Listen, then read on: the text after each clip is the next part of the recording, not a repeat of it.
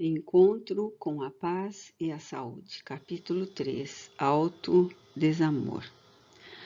O processo de desenvolvimento emocional, de amadurecimento psicológico, inegavelmente apresenta-se no ser humano quando este adquire hábitos saudáveis de conduta comportamental, resultado natural da superação das suas tendências primárias, que cedem lugar às aspirações da beleza, da saúde, do bem-estar. Vitimado pelas heranças ancestrais que se lhe esculpem no cerne do ser, em face de experiências multifárias, ei-las em predominância nos arquivos do inconsciente, expressando-se através de manifestações psicológicas de insegurança, de medo, de instabilidade, na condição de mecanismos de fuga da realidade, assim escamoteando os conflitos íntimos, que se transformam em sentimento de diminuição e mesmo desaparecimento da autoestima, do autorrespeito, deixando-se arrastar pelo autodesamor. Esses conflitos, que permaneciam adormecidos, assumem então o comando da personalidade, produzindo dificuldade no paciente para conseguir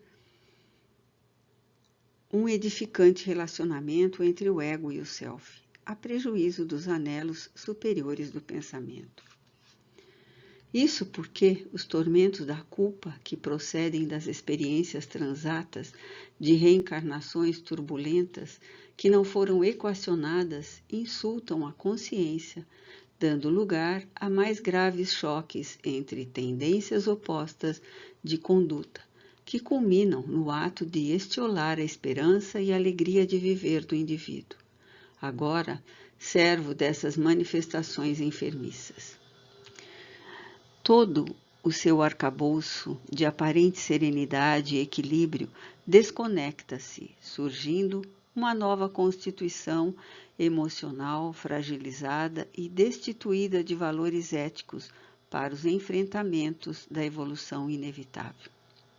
A consciência de si cede então lugar à crítica mordaz e contínua em relação ao próprio comportamento e ao pensamento, condensando conceitos de incapacidade para a superação do desconforto interior ao tempo em que surdas inquietações tomam conta dos espaços emocionais.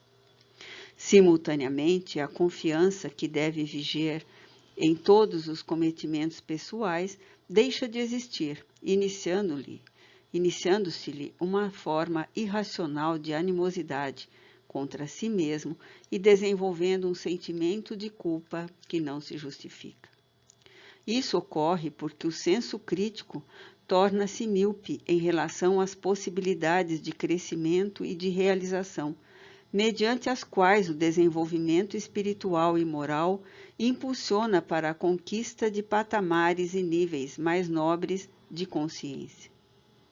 As lembranças inconscientes relacionadas à inflexão com que sempre agiu tornam-se uma constante na tela da memória em luta renhida contra as fascinantes possibilidades que se encontram ao alcance do self para a sua planificação.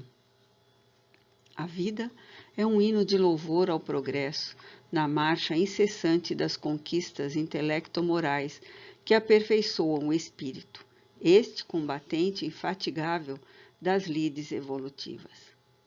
O autodesamor, portanto, apresenta-se como distúrbio de conduta que merece cuidados especiais, a fim de não se transformar em antipatia por si mesmo, no rumo de conflitos mais graves no comportamento, como sejam o ódio, o ressentimento e o desinteresse pela vida, que podem levar à atitude desesperadora do suicídio na fuga espetacular do descontínuo existencial.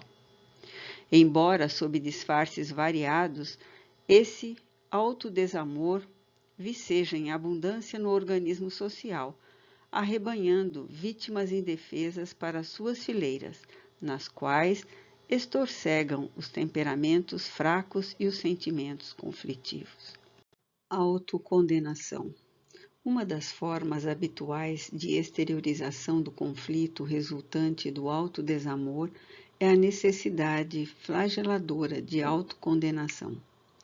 Em face do desprezo que o paciente se permite diante das possibilidades de ação que se lhe encontram ao alcance, torna-se um crítico perverso de si mesmo, trabalhando as emoções com alta dose de pessimismo e de desconsideração.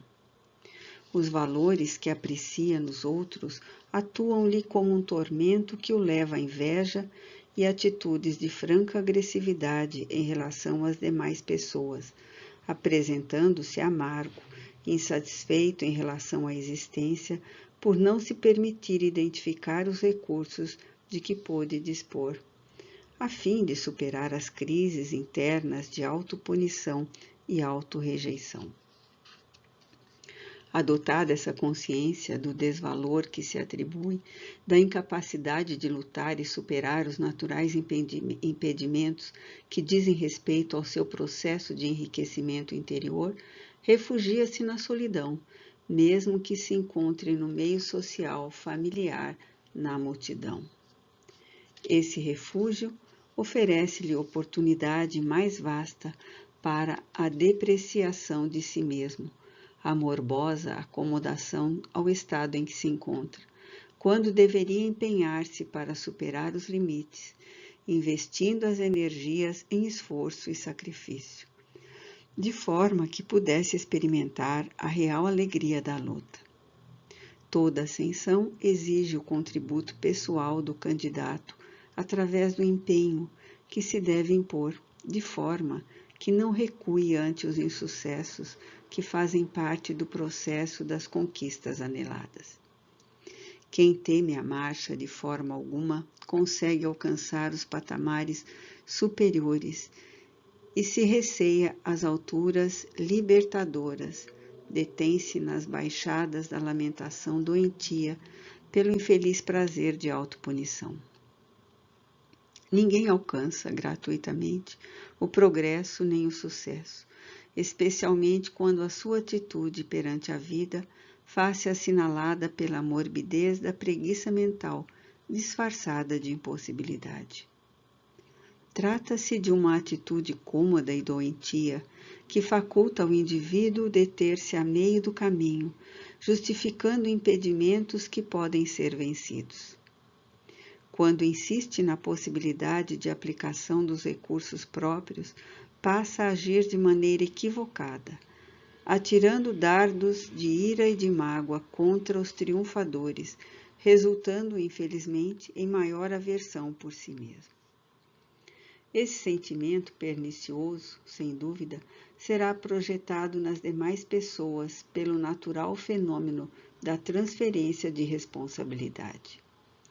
À medida que essa atitude permanece instalando-se no subconsciente como uma realidade, mais difícil se torna a mudança comportamental para atividades encorajadoras e edificantes. Essa lamentável conduta está fincada em raízes das experiências anteriores, quando o espírito permitiu-se a ociosidade dourada, a inutilidade mental, explorando a vida e as demais criaturas que se lhe deveriam submeter ao talante das paixões e das circunstâncias ambientais. Reencarnando-se para recuperar o tempo perdido e a oportunidade mal baratada, o conflito de culpa transforma-se em punição inconsciente, de que o indivíduo sente-se necessitado, de forma a depurar-se, infelizmente por mecanismo punitivo, quando deveria e poderia fazê-lo mediante o recurso reeducativo de valores. Por consequência, em face da necessidade da evolução impostergável, renasce em um lar no qual os fatores genéticos, psicológicos e sociais que lhe irão proporcionar a inadiável recuperação tornam-se desencadeadores atuais do conflito. Defrontam-se, então, aquelas psicogêneses que procedem das existências anteriores, assim como da presente, responsáveis pelo desencadeamento da aflição que deve ser trabalhada com lucidez e decisão, a fim de que a oportunidade se transforme em bênção libertadora.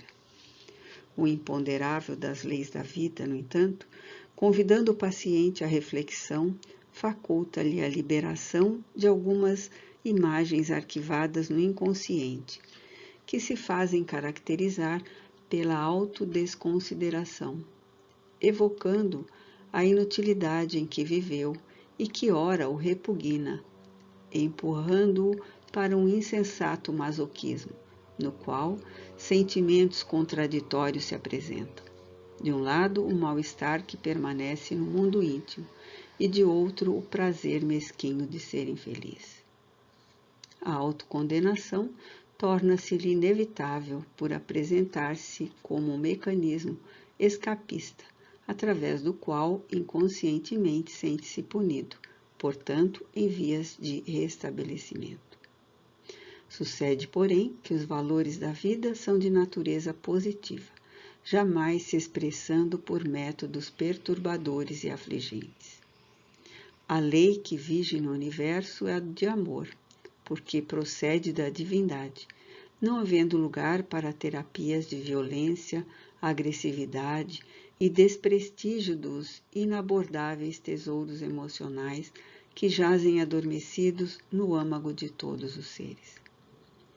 O paciente que se inscreve neste capítulo da patologia comportamental pode apresentar-se em postura decadente, desprezo por si mesmo, indiferença pelo traje, descuidos corporais de higiene e outros compromissos para com a saúde, ou manter a aparência convencional, cuidadosa, para mascarar o conflito, gerando simpatia na convivência, mas tornando-se pessoa de relacionamento difícil, exigente e inconformado com tudo e todos, por efeito da animosidade em referência a si mesmo.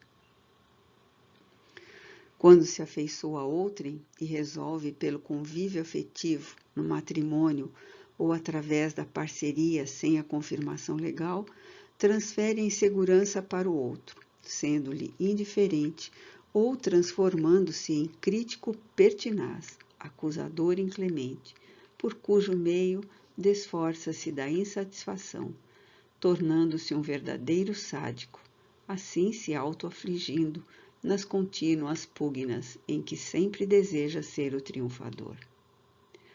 A incapacidade para administrar as dificuldades que defluem da convivência, desde que inamistoso consigo próprio, faz que se converta em um egoísta, escondendo-se sob a máscara da exigência injustificável a respeito do parceiro, cuja vida se converte em um terrível flagelo emocional e espiritual.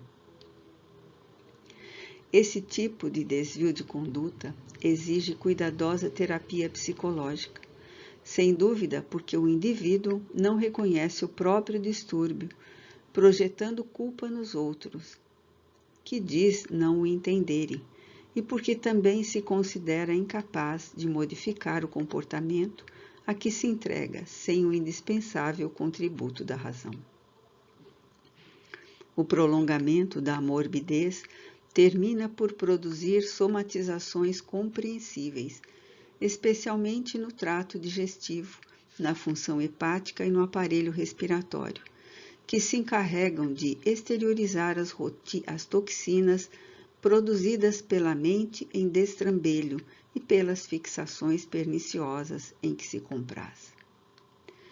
Não é de estranhar-se, pois, que a intoxicação emocional transforme-se em enfermidades aparentes ou reais, em face das infecções que se instalam no organismo em decorrência da perda imunológica, sob o bombardeio contínuo da mente enfermiça. É de bom alvitre que o ser humano, em identificando suas limitações e dificuldades existenciais, esforce-se por superá-las, adotando hábitos salutares, quais as conversações edificantes, as leituras estimuladoras, as convivências exemplares, de modo a transferir-se das paisagens mentais depressivas para aquelas nas quais a alegria e o bem-estar convivam harmonicamente. Nesse sentido, a compreensão lógica dos mecanismos evolutivos faculta a conquista do auto-perdão, de uma visão mais compatível com o seu nível de evolução, permitindo-se a possibilidade de erro, mas também de acerto, de desequilíbrio, quanto igualmente de correção, de enfermidade e especialmente da conquista da saúde. Por consequência, a autocondenação é distúrbio de comportamento que deve ser combatido. Logo, se apresente em forma sutil ou vigorosa, pelas implicações conflitivas de que se reveste. A atitude de confiança nos recursos da vida, nos relacionamentos humanos, nos projetos de crescimento moral e emocional, nos esforços em favor da comunidade, no desenvolvimento das faculdades mentais e transcendentais, constitui recurso precioso que propele o indivíduo para a conquista da saúde integral e da felicidade possível que está ao alcance de todo aquele que se empenha em desfrutar do seu lugar ao sol. Autopiedade. Inevitável consequência da acomodação emocional às circunstâncias que se apresentam aflitivas durante a existência física, assomando irrefragável a consciência do indivíduo, é a autopiedade. Essa bengala psicológica de que necessitam aqueles que se recusam ao esforço dos enfrentamentos da evolução. A existência orgânica é feita de preciosos recursos que se conjugam em harmonia, a fim de proporcionarem o corpo, a emoção e a psique. 70 trilhões de células de diferentes estruturas aglutinam-se em torno do modelo organizador biológico, perispírito, a fim de que o ser espiritual possa comandar todos os equipamentos, levando-os a bom termo, isto é, aos objetivos para os quais se encontra reencarnado. Essa maquinaria sublime, trabalhada pela divindade ao longo de bilhões de anos, para servir de recurso evolutivo para o princípio espiritual, encontra-se em contínuo processo de modificações nas suas estruturas intrincadas e complexas, em face do espírito que a utiliza como decorrência dos comportamentos das existências anteriores.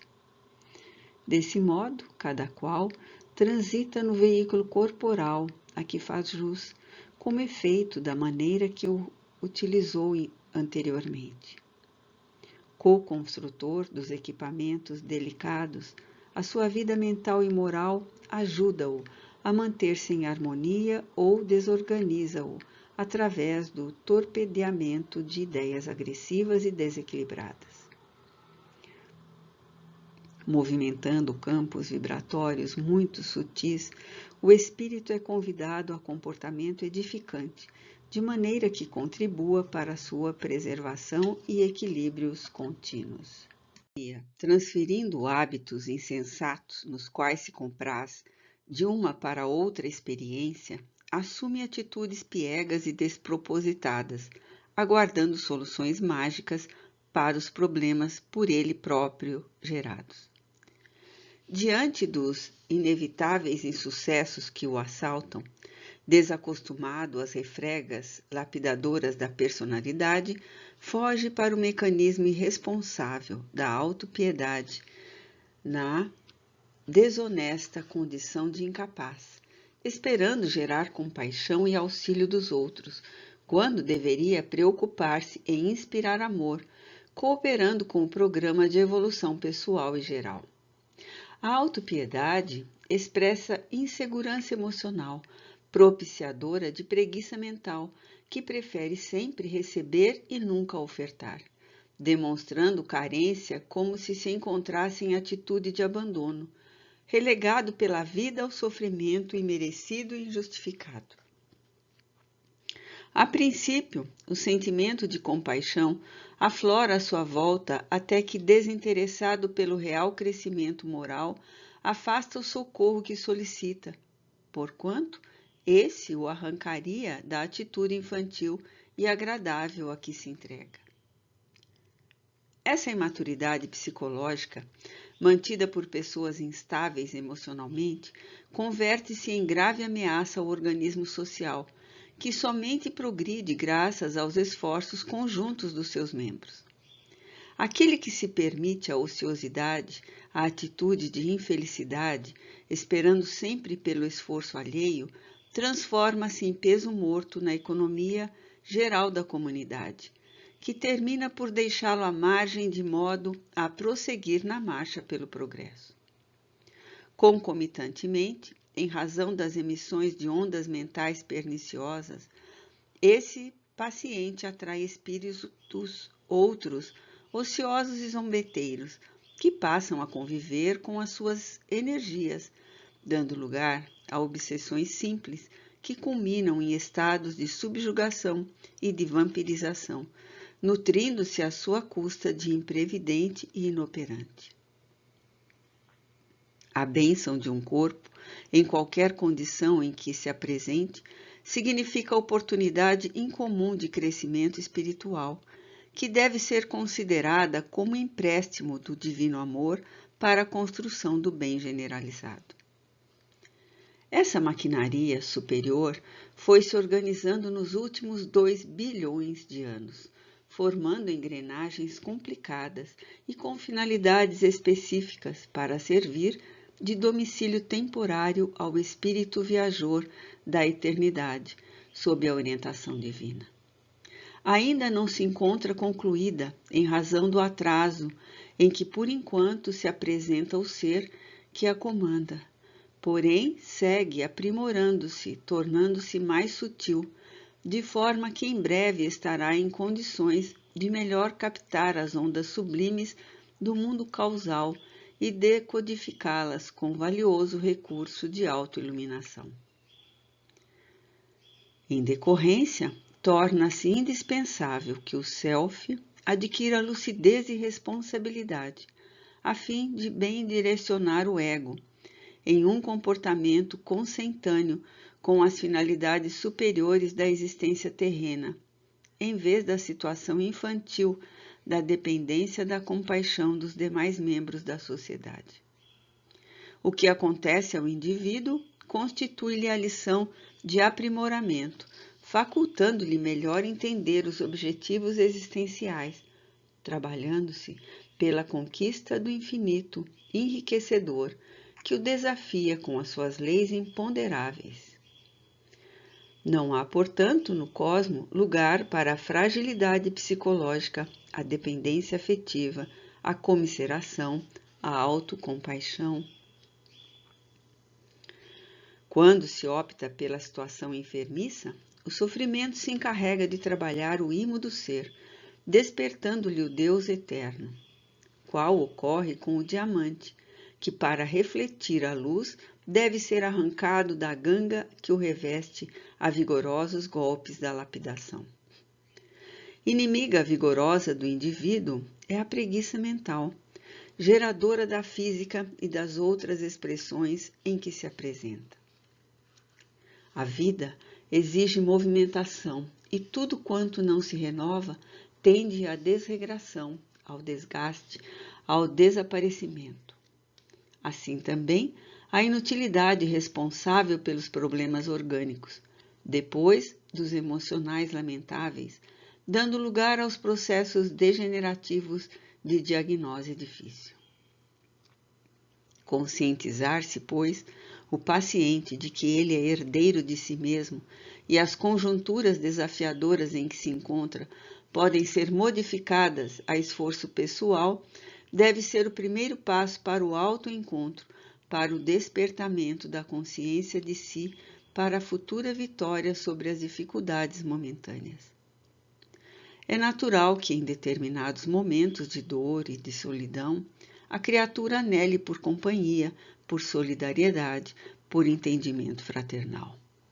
Para tanto, a coragem em perseverar nos esforços desperta nos outros o interesse por contribuir em favor da sua renovação e da sua liberdade. A autopiedade, desse modo, nunca. Autoconsciência. A saúde emocional, de par com a espiritual e psíquica, revela-se a partir do momento em que o indivíduo sai das províncias sombrias das dependências externas e viaja na direção da autoconsciência, objetivo primeiro do processo de autoconquista pelo self. Como efeito de padrões educacionais deficientes, a metodologia de orientação emocional das pessoas obedece aos interesses de natureza externa. Conquista de uma posição relevante na sociedade, aquisições de bens variados para o conforto e a satisfação pessoal, triunfo político, artístico ou cultural, competição e luta constante para atingir o topo, com total esquecimento das realizações internas e comportamentais. Na ânsia de alcançar o poder, esfalfam-se, atirando-se com ansiedade na busca dos resultados idealizados, enquanto escondem o medo de não lograr o êxito, para depois sucumbir ao peso das frustrações e do vazio existencial. Por outro lado, aquelas portadoras de timidez e limitações refugiam-se na angústia e na ausência de autoestima, considerando-se incapazes de alcançar o Olimpo das glórias, perdendo a excelente oportunidade de crescimento espiritual. À medida que a psicologia clínica penetra no âmago das necessidades humanas, mais facilmente descobre que as aquisições exteriores, embora contribuam para a satisfação das necessidades, não produzem a realização pessoal. Isto porque, toda vez que se alcança um alvo que significa objetivo essencial, surge o tédio, o desinteresse pela continuação da luta, porque o fenômeno da apatia se instala após as alegrias decorrentes da momentânea glória. A vida é mais do que as satisfações temporárias que facultam sensação de segurança e de bem-estar, logo cedendo lugar às emoções que anelam por beleza interior, por harmonia e autoconfiança. Os indivíduos abastados, elevados à glória e invejados, não poucas vezes se excruciam em silenciosos tormentos, desejando satisfações singelas, como os momentos de reflexão, o anonimato, o silêncio interior, o desejo de viver em tranquilidade, sem os atavios nem as exigências da situação em que se encontram. Quando não têm resistência psicológica, buscam outras satisfações que pensam encontrar nas substâncias da drogadição, nas múltiplas experiências sexuais, no narcisismo ou na arrogância, nos quais ocultam os medos que lhes assinalam o dia a dia. Os relacionamentos afetivos, porque inautênticos, na maioria das vezes, desde que inspirados no interesse pelo poder e pela fama, são rápidos e tumultuados, assinalados pela desconfiança recíproca, pela incerteza de serem amados, acreditando que o parceiro foi atraído mais pelo que cada um tem do que pelo que é, resvalando em contínuas buscas e terminando no escuro da solidão. Certamente, a aquisição de recursos amoedados, o destaque na sociedade, a satisfação de alcançar as metas a que se propõe, constituem objetivos que são estimuladores para tornar a existência aprazível e significativa. No entanto, o erro está em considerar-se que esses são os únicos fins que devem ser disputados, mesmo que se faça necessário o investimento da saúde física, emocional e moral. O conflito pelo poder esfacela os sentimentos, transtorna as expectativas de vida, aflige sem cessar, em razão do receio de perder-se o posto após alcançá-lo, ou em decorrência da ansiedade pelo conseguir. Felizmente, já se dão conta os estudiosos da conduta que, associados aos compromissos materiais, são indispensáveis às técnicas de relaxamento, às valiosas contribuições da yoga, do tai chi chuan, a dança, os esportes, as caminhadas, que proporcionam a liberação de toxinas, fortalecem o organismo, auxiliam a circulação sanguínea, oferecem conforto físico e emocional. Adicionando-se às inestimáveis contribuições da meditação, da prece, da reflexão, da solidariedade, da compaixão, a viagem interior ocorre naturalmente, ensejando o maior entendimento do programa existencial, que se coroa com a desencarnação inevitável, mas tranquila, sem que haja realmente a interrupção da vida. O ser humano psicológico é muito mais complexo do que a sua constituição física, encarregada, muitas vezes, de refletir o seu estado interior. Herdados conflitos do processo evolutivo, durante a longa jornada antropológica, na qual o medo se destacou desde os primórdios, quando no período primitivo era incapaz de compreender os fenômenos naturais, sísmicos, fisiológicos, agressivos das feras e de outros indivíduos, o pavor assenhorou-se-lhe, dando surgimento a conflitos que se vêm arrastando pela esteira dos milênios. É natural que predominem no seu inconsciente as incertezas, as ansiedades, as dores, as dificuldades de interpretar as ocorrências e submeter-se-lhe, superando-as quanto possível. Mesmo passando pelo crivo da razão, os acontecimentos impõem-se-lhe sem pedir licença para estabelecer-se, amargurando ou exaltando a personalidade, marcando as estruturas internas com aflições que adormecem nas regiões profundas e que, periodicamente, ressumam em forma aterradora. A autoanálise contínua, serena e persistente em torno da relatividade da existência corporal é a consideração em torno da pré-existência e sobrevivência do espírito contribuem para a conquista da autoconsciência, para que seja alcançado o luminoso, quando os acontecimentos adquirem sentido psicológico e motivação para o empreendimento da felicidade. Para esse desiderato, nunca será demais que se detenha na reflexão em torno do pensamento de Jesus Cristo, em forma de diretriz salutar para a aquisição do bem-estar, o amadurecimento interior, a vitória sobre os conflitos perturbadores. A culpa sempre deflui de uma ação física ou mental portadora de carga emocional negativa em relação a outrem ou a si mesmo.